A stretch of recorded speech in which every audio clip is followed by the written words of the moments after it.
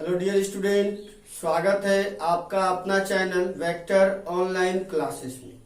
तो दोस्तों, जैसा कि आपको पता है ये वीडियो है आपका ऑप्टिक्स का। और ऑप्टिक्स में मैं अभी आपको क्या पढ़ा रहा था, तो प्रीवियस वीडियो में मैंने आपको बताया है कंपाउंड माइक्रोस्कोप के बारे में, संयुक्त सूक्ष्मदर्शी के बारे में। ठीक है, उसके बारे में क्या बताया था, संयुक्त सूक्ष्मदर्शी क्या है, ठीक है, और उसका जो एक्सप्लेनेशन है, जो डेरिवेशन है, वो मैंने लॉन्ग क्वेश्चन के रूप में करवाया था।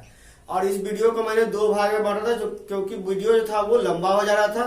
पहला वीडियो आपका 20 से 22 मिनट का है, दूसरा वीडियो आपका 12 मिनट का है। दोनों को जब मिला दीजिएगा तो कंप्लीट डेरिवेशन आपका हो जाता है। जो है आपका किसका डेरिवेशन, कंपाउंड माइक्रोस्कोप का, जो कि आपका Bihar board exam, CBSE exam या कोई भी स्टेट लेवल एग्जाम के लिए बहुत बहुत इंपॉर्टेंट है। ठीक है, और ये क्वेश्चन आपका 5 नंबर में आता है। आज जो हम लोग देखने वाले टेलीस्कोप, ये क्वेश्चन भी आपका 5 नंबर वाला क्वेश्चन है और बोर्ड एग्जाम के लिए बहुत ही इंपॉर्टेंट टॉपिक है। तो अब हम लोग देखने वाले हैं, आज का टॉपिक हमारा है टेलीस्कोप। क्या है आपका, टेलीस्कोप, जिसको हम लोग दूरबीन बोलते हैं या दूरदर्शन बोलते हैं। ठीक है, दूरबीन का मतलब होता है दूर तक देखने वाला यंत्र। ठीक है, तो हम लोग क्या कहते हैं, टेलीस्कोप या दूरदर्शक एक ऐसा प्रकाशीय यंत्र है जिसकी सहायता से हम लोग क्या करते हैं, बहुत दूर रखे वस्तु को हम लोग आसानी से देख सकते हैं। क्लियर। अब क्या होता है कि बहुत दूर रखे वस्तु मतलब अनंत पर भी रखे वस्तु हो सकता है। तो अनंत पर जो वस्तु होता है, जैसे मान लीजिए तारा है, सूर्य है, बहुत प्रकार का ग्रह वगैरह है, तो वो सब क्या होता है, बहुत ज्यादा दूरी पर स्थित है। ठीक है, जिसके कारण क्या होता है, हम बताए हुए थे आपको, क्या जब आंखों से दूरी बढ़ता है तो क्या होता है, दर्शन कोण का मान क्या होने लगता है, कम होने लगता है। और जितना दर्शन कोण का मान छोटा होगा, वस्तु क्या होगा, उतना ही छोटा दिखाई देगा। तो इस स्थिति में क्या किया जाता है कि टेलीस्कोप के द्वारा दर्शन कोण के मान को बढ़ा दिया जाता है। किसके लिए, आकाशीय पिंड के लिए। मतलब वस्तु के द्वारा जितना आपका दर्शन कोण बन रहा है, उसका जो प्रतिबिंब हो उसके द्वारा क्या होता है, बड़ा कोण आपका दर्शन कोण बनता है आंख के ऊपर, जिसके कारण क्या होता है, वस्तु हमको बहुत बड़ा दिखाई देने लगता है। क्लियर। तो इस प्रकार से जो आकाशीय पिंड का अध्ययन के लिए हम लोग जो टेलीस्कोप का प्रयोग करेंगे, उसको हम लोग एस्ट्रोनॉमिकल टेलीस्कोप बोलेंगे, यानी कि खगोलीय दूरदर्शक हम लोग कहेंगे। अब बात आता है कि इसमें जो हम लोग प्रतिबिंब प्राप्त करते हैं वस्तु का, वो प्रतिबिंब उल्टा होता है। ठीक है, तो प्रतिबिंब उल्टा होने की वजह से क्या होता है, इस टेलीस्कोप के द्वारा, मतलब खगोलीय टेलीस्कोप के द्वारा, खगोलीय दूरदर्शक के द्वारा पृथ्वी पर रखे वस्तु को हम लोग नहीं देख सकेंगे। क्योंकि देखेंगे तो जरूर, लेकिन ये सीधा नहीं हो कि हमको क्या दिखाई देगा, उल्टा दिखाई देगा। तो उल्टा दिखाई देगा तो हमको समझने में परेशानी होगा, हमारे माइंड को समझने में दिक्कत होगी। इसलिए हम लोग क्या करते हैं, जनरली क्या करते हैं, आकाशीय पिंड को देखने के लिए यूज करते हैं। अब बात रही कि आकाशीय पिंड में तो उल्टा दिखाई देगा, बिल्कुल सही बात है। लेकिन क्या है, जितने भी आकाशीय पिंड है सारा का सारा गोल है। ठीक है, तो चूंकि आकाशीय पिंड गोल है, तो गोल होने के कारण गोल वाला चीज को आप उल्टा देखिए, सीधा देखिए, कोई फर्क नहीं पड़ता है। इसलिए जनरली हम लोग क्या करते हैं, जो एस्ट्रोनॉमिकल टेलीस्कोप है यानी खगोलीय दूरदर्शक है, इसका प्रयोग हम लोग क्या करते हैं, आकाशीय पिंड को देखने के लिए हम लोग प्रयोग करते हैं।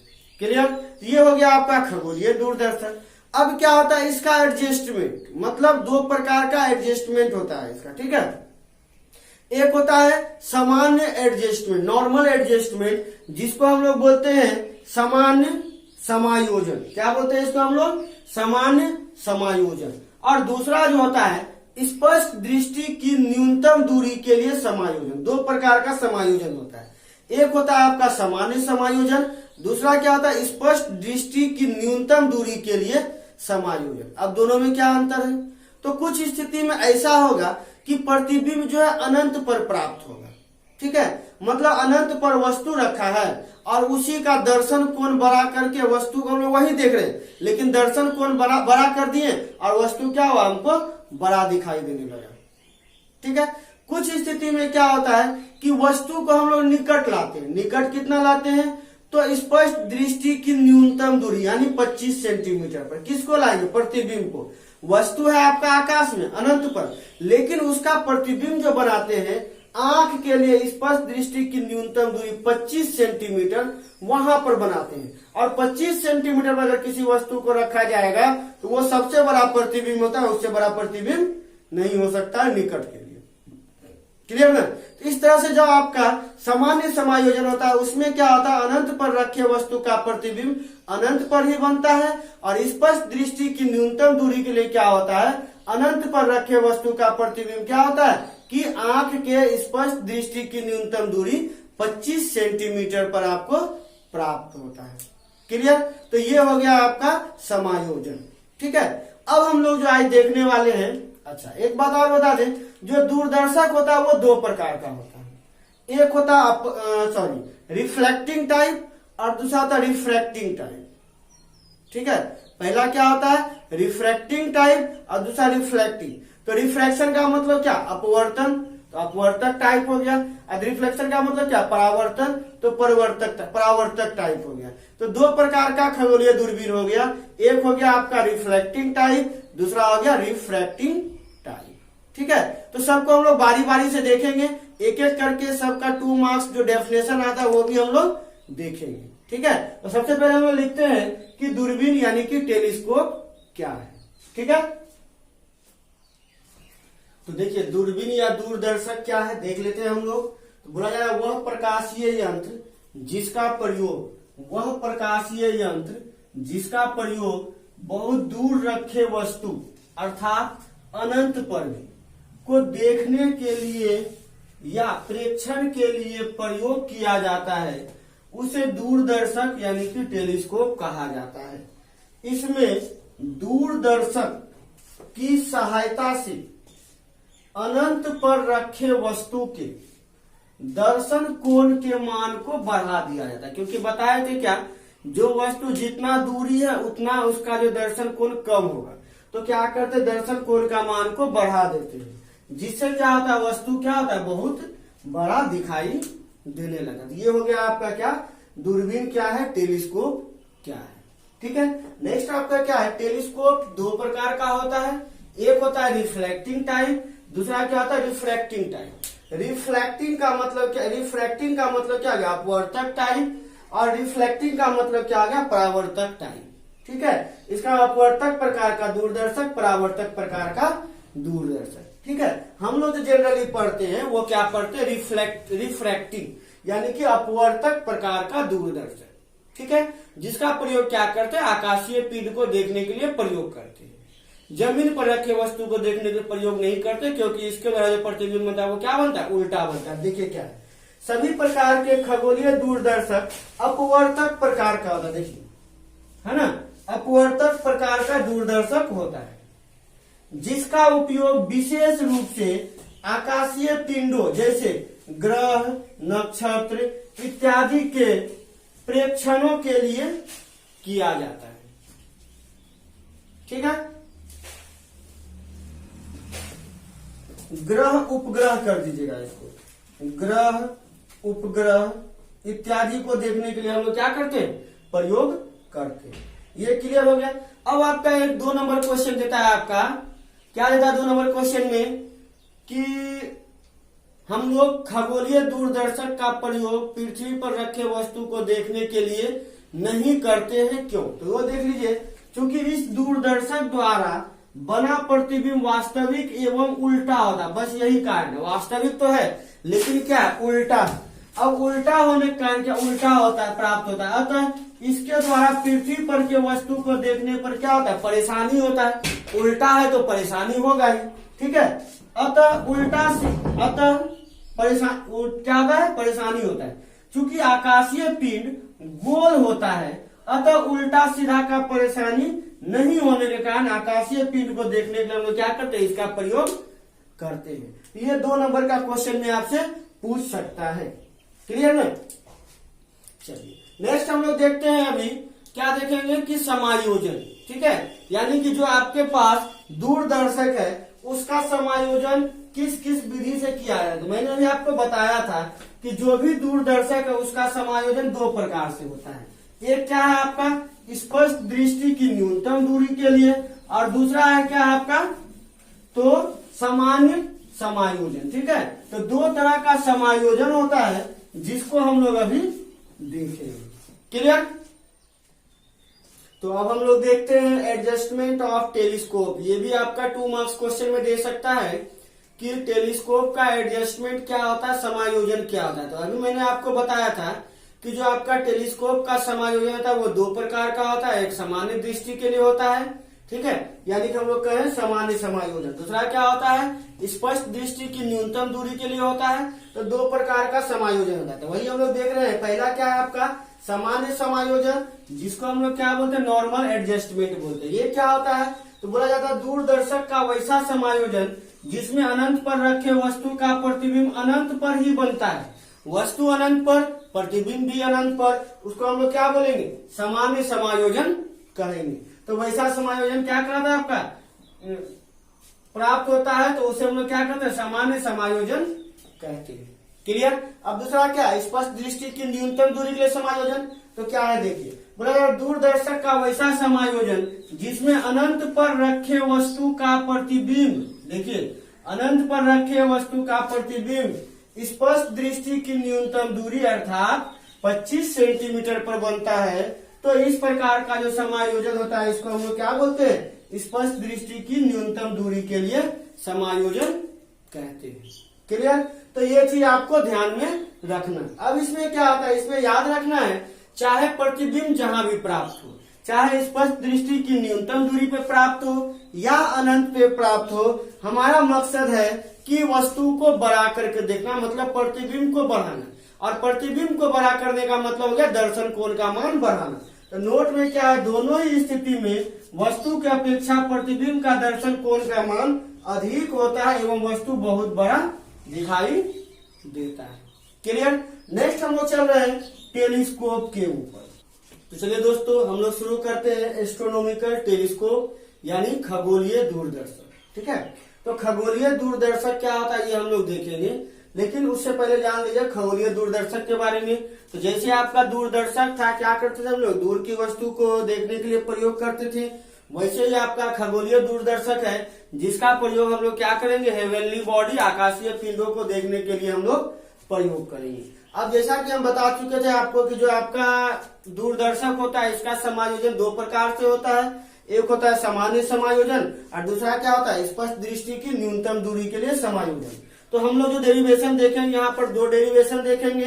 एक देखेंगे सामान्य दृष्टि के लिए यानी कि सामान्य समायोजन के लिए, दूसरा देखेंगे स्पष्ट दृष्टि की न्यूनतम दूरी के लिए समायोजन का एक्सप्रेशन। ठीक है, तो बारी बारी से हम लोग देखेंगे। तो सबसे पहले हम लोग क्या देखेंगे, सामान्य समायोजन देखेंगे। ठीक है, अच्छा उससे पहले जान लीजिए दोस्तों कि जैसे कि हम लोग पिछले देखे थे, पीछे हम लोग माइक्रोस्कोप देखे थे, कौन सा, कंपाउंड माइक्रोस्कोप, उसमें दो तरह का लेंस प्रयोग हुआ था। तो इसमें भी आपका दो तरह का लेंस प्रयोग होगा और दोनों लेंस को क्या करेंगे, एक ट्यूब के माध्यम से, जिसको हम लोग कौन सा विधि बोले थे, रैक एंड पिनियन विधि। रैक एंड पिनियन विधि से इस प्रकार एडजस्ट करेंगे कि दोनों लेंस के बीच के दूरी को क्या किया जा सके, घटाया बढ़ाया जा सके। ठीक है, तो इस तरह से दो लेंस प्रयोग करेंगे। जो लेंस वस्तु के तरफ होगा, मतलब जिधर वस्तु रखा उधर जो लेंस होगा उस लेंस को हम लोग अभिदृश्यक लेंस बोलेंगे, और जो लेंस आंख की ओर होगा उसको हम लोग क्या बोलेंगे, नेत्र लेंस बोलेंगे, यानी कि नेत्रिका कहेंगे। क्लियर। तो चलते हैं हम लोग इसके बनावट पर। तो देखते हैं हम लोग बनावट क्या है। देखिए ये आपका लेंस हो गया एक,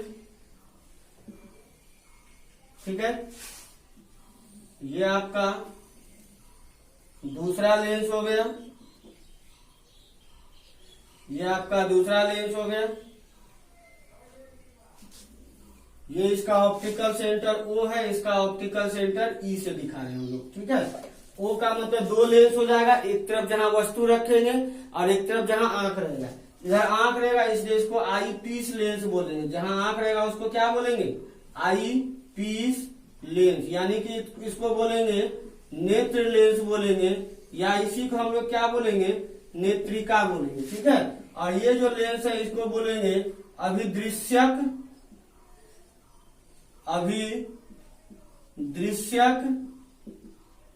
लेंस हम लोग कहेंगे। क्लियर। अब देखिए यहां से दो लाइट हम लोग पास करेंगे, दो पैरेलल लाइट। ठीक है, एक लाइट मान लीजिए हम यहां से गुजार रहे हैं। तो देखिए ये लाइट आपका सीधे निकल गया, क्यों, क्योंकि ये आपका ऑप्टिकल सेंटर है और ऑप्टिकल सेंटर से जो भी लाइट आएगा वो आपका सीधे निकल जाएगा। क्लियर ना। अब दूसरा लाइट हम लोग ले रहे हैं पैरेलल लाइट। देखिए ये दोनों पैरेलल लाइट हैं। यहां पर क्या हो जाएगा, जो सेंटर से गया वो ना सीधा निकल गया, लेकिन जो सेंटर से नहीं जा रहा उसका क्या होगा, अपवर्तन होगा। हम लोग खगोलीय दूरदर्शक के बारे में बताया, ये क्या अपवर्तक टाइप है। अपवर्तन के बाद ये क्या होगा, मुड़ेगा। तो मुड़ेगा तो मान लीजिए नीचे की तरफ मुड़ गया, ये इस तरह से। क्लियर। तो ये वाला लाइट हो गया आपका। ठीक है। तो जो आपका पहला यहां से आ रहा था, लाइट आ रहा था, इसका प्रतिबिंब कहाँ बना, यहां पर बना। प्रतिबिंब कुछ भी हो सकता है, मान लेते हैं ए बी आपका प्रतिबिंब बना। क्लियर। अब क्या हो जाएगा, तो यहां से हम जो ये जो लाइट गया, अब जो ये इमेज ए बी बना, ये ए बी जो है दूसरा लेंस, कौन सा लेंस है, नेत्र लेंस के लिए क्या करेगा, ऑब्जेक्ट का काम करेगा। और इसके सामने रखा है, इसका एक लाइट कहाँ जाएगा, ये यहां से होकर के जाएगा सेंटर से इसका।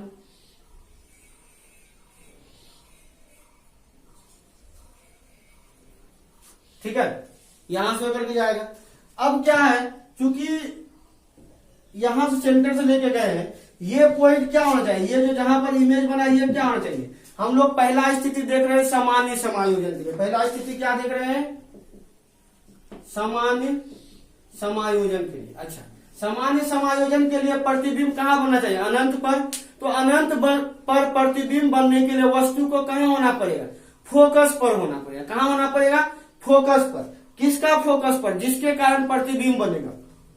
ये प्रतिबिंब किसके कारण, इसके कारण। तो ये तो पैरेलल लाइट था, तो पैरेलल लाइट के कारण जो आपका लाइट जाता है वो कहाँ करता है, फोकस पर। तो ये पॉइंट क्या होगा, ये आपका फोकस कहलाएगा। ये किसका फोकस होगा, इसके लिए, ऑब्जेक्टिव के लिए। ये क्या कहलाएगा, एफ ओ कहलाएगा। और ये वाला दूरी क्या कहलाएगा, focal length F0 F O कहलाएगा। क्लियर। अब ये दूरी चाहे जो भी हो, ये दूरी चाहे जो भी हो, लेकिन इस दूरी को क्या करना पड़ेगा कि जो आईपीस है उसका फोकस के बराबर करना पड़ेगा। क्योंकि जब तक इस इमेज को हम लोग फोकस पर नहीं रखेंगे, उसका प्रतिबिंब अनंत पर नहीं बन सकता है। तो ये वाला जो है ये फोकस होगा, किसका फोकस होगा, ये आईपीस का भी फोकस यही होगा। अब अगर वस्तु को फोकस पर रखा जाएगा तो प्रतिबिंब कहाँ पर बनता है, अनंत पर। हम इससे पहले बताए हुए। तो देखिए अब वस्तु को यहाँ, ये फोकस वाला स्थिति में वस्तु है, ये वस्तु मान लेंगे, इसका प्रतिबिंब कहाँ बनेगा, अनंत पर। तो अनंत पर कब समझ में आएगा, जब पैरेलल लाइट होगा तब। तो ये जो आपका लाइट जाएगा, ये आपका इस तरह से जाएगा। देखिए ये रिटर्निंग लाइट, देखिए नहीं कट रहा है, ये कहाँ जाकर कटेगा, ये अनंत पर कहीं जाकर के कटेगा। ठीक है, ये अनंत पर जाकर के कहीं कटेगा। जहां भी कटेगा वही वस्तु का क्या होगा, अंतिम प्रतिबिंब होगा, वस्तु का अंतिम प्रतिबिंब होगा। अब कहाँ कट रहा है नहीं पता, मतलब ये कहाँ जा रहा है, अनंत पर जा रहा है। ठीक है। और यहाँ जो पीछे है ये आपका क्या हो जाएगा, ये आपका आंख हो जाएगा। ठीक है, ये आपका यहाँ पर आंख हो जाएगा। क्लियर ना। तो ये हो गया। तो ये अगर एफ ई, ये एफ ओ हो गया, ये एफ ई हो गया, ये दूरी क्या हो गया, एफ ई हो गया। ठीक है। ये लेंस कौन सा है, अभिदृश्यक लेंस। ये क्या है, नेत्र लेंस। और ये हो गया आपका प्रतिबिंब। क्लियर ना। कहाँ प्रतिबिंब बना, तो अनंत पर बना। ठीक है। ये वाला जो ट्यूब है, ये जो लंबाई है, इस दूरी को हम लोग क्या बोलते हैं, सेपरेशन, ऑप्टिकल सेपरेशन हम लोग बोलते हैं। एक तरह से दोनों लेंस के बीच की दूरी, इसको लिखाते हैं एल से। ये जो बीच का दूरी है इसको क्या, किससे दिखाएंगे, एल से। दोनों लेंस के बीच की दूरी को क्या बोलेंगे, एल से दिखाएंगे हम लोग। क्लियर ना। और प्रतिबिंब कहाँ बना है, तो प्रतिबिंब बना है अनंत पर। क्लियर ना। यहाँ पर तो क्या लिखेंगे, सामान्य समायोजन के लिए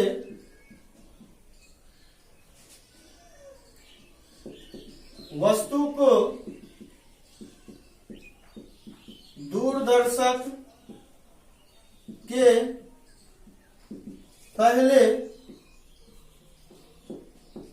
लेंस अर्थात अभिदृश्यक लेंस के सामने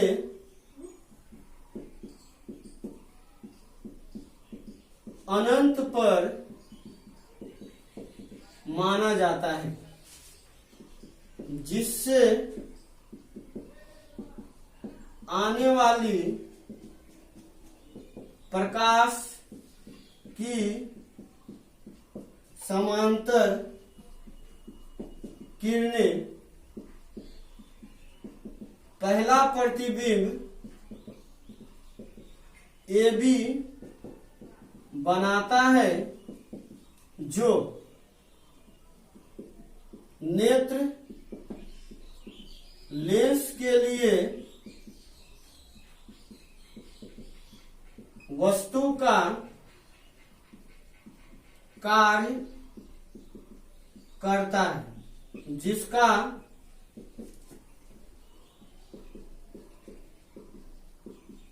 अंतिम प्रतिबिंब अनंत पर प्राप्त होता है। क्लियर? ये सारा चीज तो इससे रिलेटेड हो गया। ठीक है, अब हम लोग क्या लिखते हैं, चूंकि वस्तु का अंतिम प्रतिबिंब अनंत पर प्राप्त करना है, अतः पहले प्रतिबिंब को नेत्रिका की फोकस दूरी के ऊपर समायोजित किया जाता है,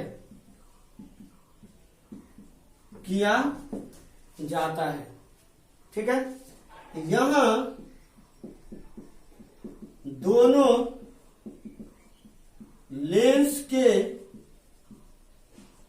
बीच की दूरी L लेते हैं, जो रैक एंड पिनियन मेथड से कम ज्यादा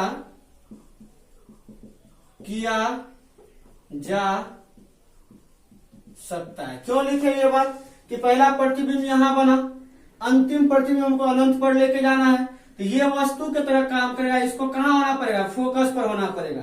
तो जो आपका नेत्र लेंस है, इसका फोकस मान लेते हैं यही है, FE यही है। तो यहाँ वस्तु होगा जिसका प्रतिबिंब क्या होगा, मेरा अनंत पर प्राप्त होगा। क्लियर? अब हम लोग चलते हैं फॉर्मूला से। कौन सा फॉर्मूला? तो अब चलते हैं हम लोग अब आवर्धन क्षमता या कोणीय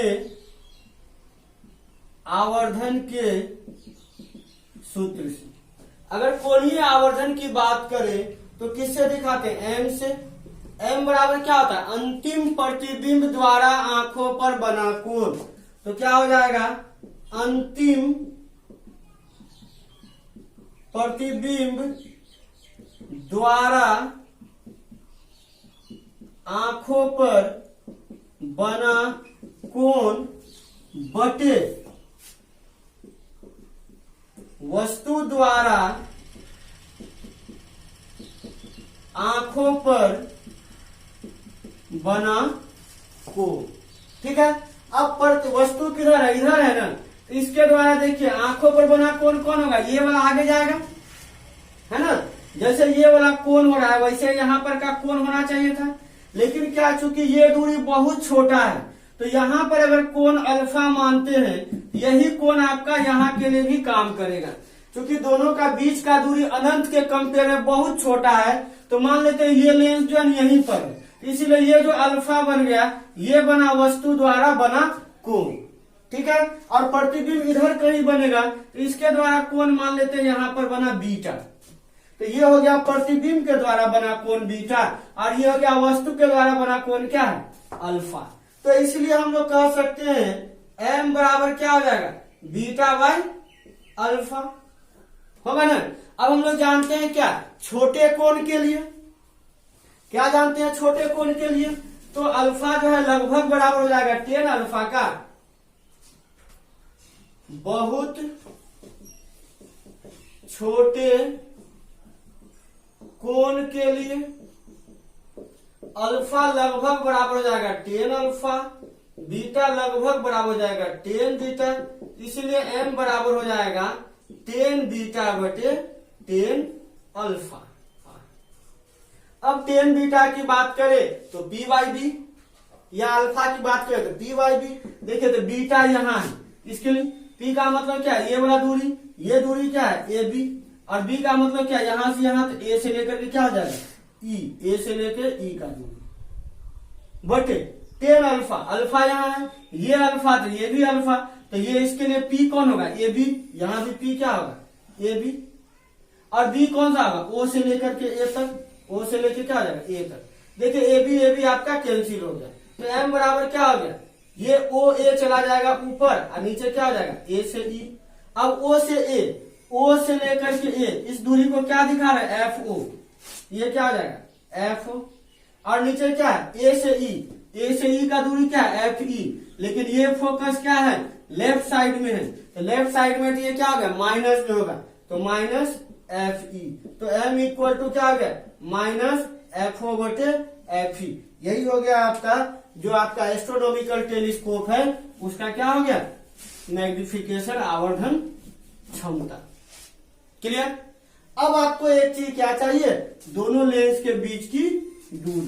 अब क्या लिखेंगे, अब ट्यूब की लंबाई L, तो L बराबर क्या होगा, देखिए तो ये तो सिंपल सी बात है, ये दूरी और ये दूरी कहाँ O से A और A से E, तो O से A प्लस A से लेकर के E, तो O से A क्या है, देखिए तो O से लेकर A की बात करें, ये हो गया FO प्लस FE, तो L का वैल्यू क्या हो गया FO प्लस FE। बोले यार सर माइनस का प्रयोग क्यों नहीं किए, यहाँ दो लंबाई को जोड़ना है, इसको माइनस प्लस से मतलब नहीं है, ये क्या हो जाएगा दोनों जुड़ जाएगा, FO प्लस FE क्या हो जाएगा दोनों लेंस के बीच की दूरी। इस प्रकार हम लोग देखते हैं जो आपका L निकल गया वो क्या निकल गया FO प्लस FE, जो क्या है दोनों लेंस के बीच की दूरी है, जो ट्यूब आपका प्रयोग किया गया उस ट्यूब की लंबाई है, जहाँ FO क्या है विदृश्य की फोकस दूरी और FE क्या है आपका नेत्रिका की फोकस दूरी। क्लियर। तो दोस्तों उम्मीद करते हैं कि आपको वीडियो पसंद आया होगा। अगर आपको वीडियो पसंद आया है तो अभी का अभी जो वीडियो का लिंक है उसे अपने दोस्तों को अधिक से अधिक शेयर करें, ताकि आपके दोस्तों को भी ये वीडियो मिल सके और हमारा ये वीडियो भी बहुत लोगों तक जा सके। साथ ही अगर आप दोस्तों हमारे चैनल पर नए हैं तो चैनल को अभी के अभी सब्सक्राइब कर लें और बगल में दिए गए बेल आइकन को जरूर दबाएं, ताकि आगे आने वाले वीडियो का नोटिफिकेशन आपको सबसे पहले मिल सके। धन्यवाद।